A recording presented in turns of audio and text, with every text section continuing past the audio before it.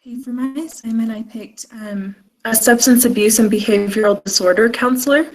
And with this job, you actually only need a bachelor's degree. It's for some of the time. And so as I researched it more, this was listed as one of the things that you only need a bachelor's degree for. But I do want to make it clear up front that if you do want to do a private practice, you do have to get a master's degree. But as far as what this job does, is basically you would work in places like, well, I'll read to you directly. You would basically work in recovery centers, or you may work in hospitals, or wherever there's addiction or behavioral disorders that people need help with. And so you may be working with adults, or there are some teenagers as well there are programs for teenagers. One of the organizations that I found actually in my area is called the Alpine Recovery Lodge. And it is, they deal specifically with drug addictions and alcohol addictions and overcoming those. And so that would be an example of a place that you could work, and they're located in Alpine, Utah. So that would be an example of a place that you can work. And so for this job, I'm going to read directly. They worded it really well on it's bls.gov. And so they said that you can work at mental health centers, prisons, probation or parole agencies, and juvenile detention facilities. You can also work in halfway houses, detox centers, or in employee assistance programs, which are EAPs. And EAPs are basically you go to get mental health, they're mental health programs that employees get to go into. They're a little bit different than a regular counseling center. They're actually hired by the employer. My husband actually participated in that. He was having a hard time with his panic attacks at work, and so he ended up seeing an EAP. And so they helped him to work through his anxiety to be with his. And so a lot of this seems like it's working with individuals, and so it kind of doesn't seem like it would fit in marriage and family studies. But if you think about it, a lot of these addictions and behavioral disorders that people are dealing with individually, they're impacting their families. And I've seen this firsthand with my husband. And so it would impact us in our marriage and our family structure and how things worked at a home. And so as he gets help, it actually helps our family as well. And so that's kind of how it impacts our the family. But it can be a very stressful position. You can have large caseloads. A lot of times you're dealing with these patients that have addictions or that have disorders with their behavior, and so they may act out in different ways. And so that can be stressful. And sometimes patients that you may be working with may be asked by a court to be there. And so they may not be there because they want to be, but because they've been told they have to be. It's court mandated. And so that may make it difficult to work with them.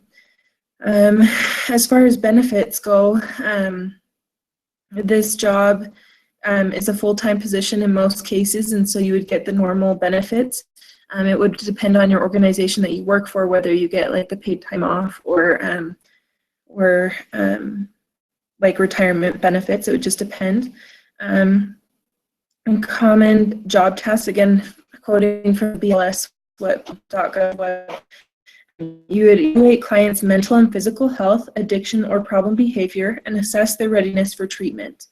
You would help clients develop treatment goals and plans, review and recommend treatment options with clients and their families. And so again, that brings in the families. Help clients develop skills and behaviors necessary to recover from their addictions or modify their behavior.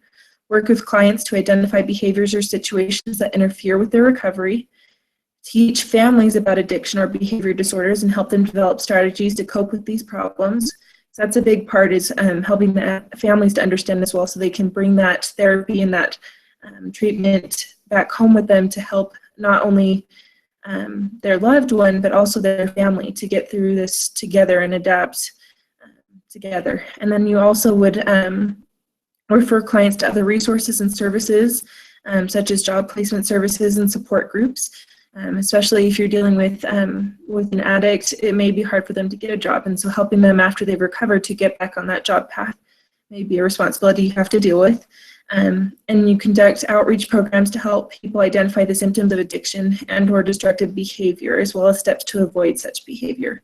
And so it's a preventative as well.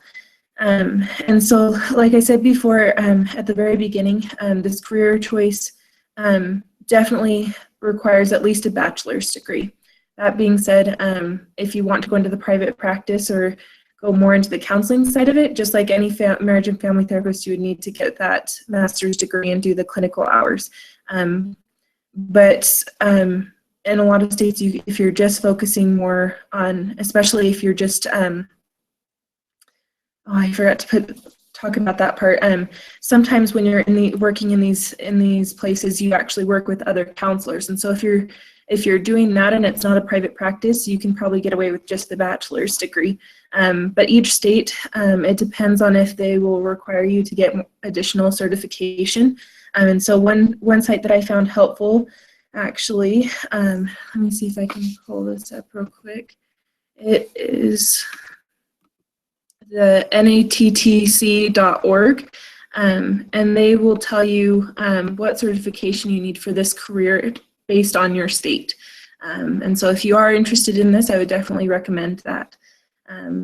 But the salary range, some positions are as low as $25,000 a year, and some go up to about $61,000, so it kind of varies. Another kind of miscellaneous information about this career is that it is expected to grow 22% within the next, a little under 10 years now, about the next 8 years. By 2024, it's supposed to, the jobs are supposed to grow by 22%, which is well above the average. So this is a good area to get into if you're interested in it, and that's about all I have to tell you today.